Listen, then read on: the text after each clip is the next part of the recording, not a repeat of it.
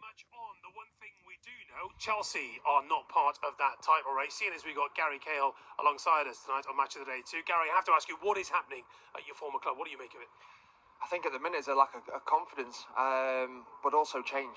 There's been so much change. I spoke about it before: ownership, manager, players, staff. And when there is so much change in a football club, it's very, very difficult for everything to be up and running straight away. I think it needs time. But obviously, the club being Chelsea, the demands, whether you get the time or not, who knows? But obviously, clearly with the owners, they've put in a structure.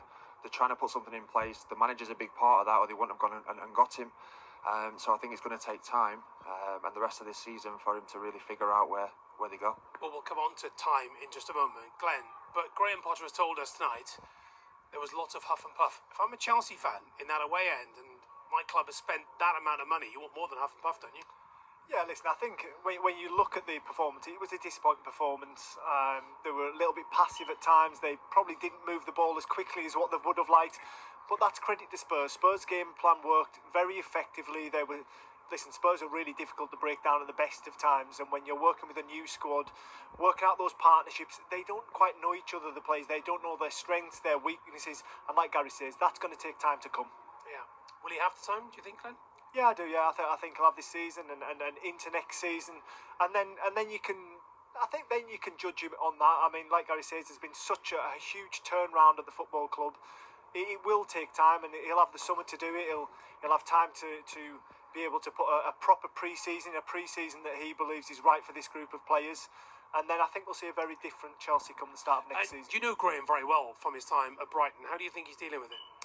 I think he's dealing with it really well. There's obviously a lot of noise and a lot of onus on Chelsea Football Club at the moment, and I think he'll be the first to admit that the results aren't good enough at the moment, but he's building something, and I think when he comes in front of the press, he's acting respectfully. He's not throwing his toys out of the pram, and for me, he's doing a good job, but it's going to take time. You had so many big characters in your Chelsea dressing room, leaders on the pitch. Yep. Is that what Chelsea are lacking?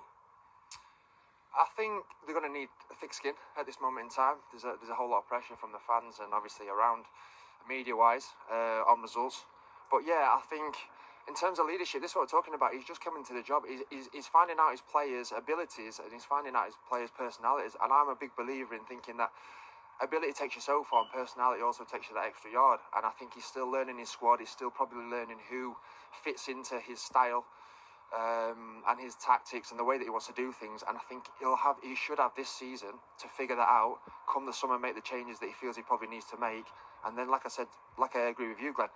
I think judge him next season on the start of the season. You both know the Premier League inside out, Glenn. How long did Chelsea allow Graham Potter to try and get those players to gel?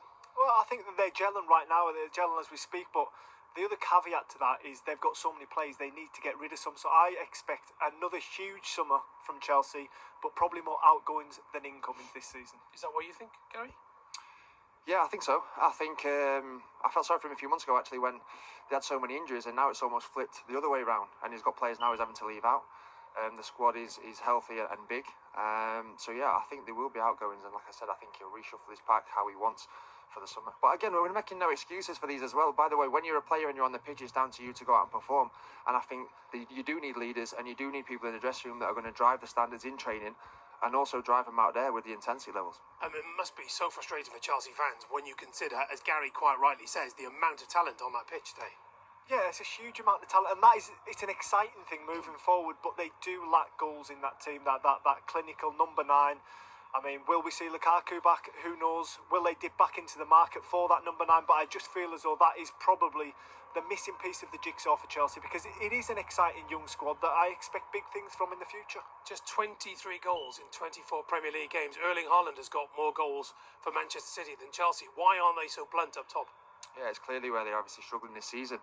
They seem to have a number of number 10s, if that makes sense, and not an out-and-out number 9 who, like we said today, somebody who might stretch in behind a little bit more than coming to feet and trying to get in them pockets, because today it wasn't the time to get in the pockets. There was no room.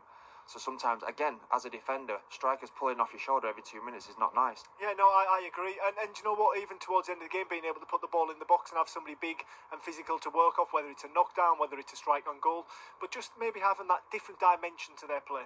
And you can see the frustration as well. We saw João Felix, who wanted the ball. He wanted to be played through during the game. And he was putting his arms in the air as if to say, I need the ball played to feet. Thread me in. Yeah, I think he's somebody who they need to get on the ball. And every time I see him and he does get in them pockets in the space, he looks like a lot of the good attacking play comes through him. So I think he'll be very important for Chelsea moving forward. Okay, what perhaps they need is someone who can hit a ball like this, because seeing as it's your debut on Match of the Day 2, we thought we'd give you a little treat, Gary, and talk us through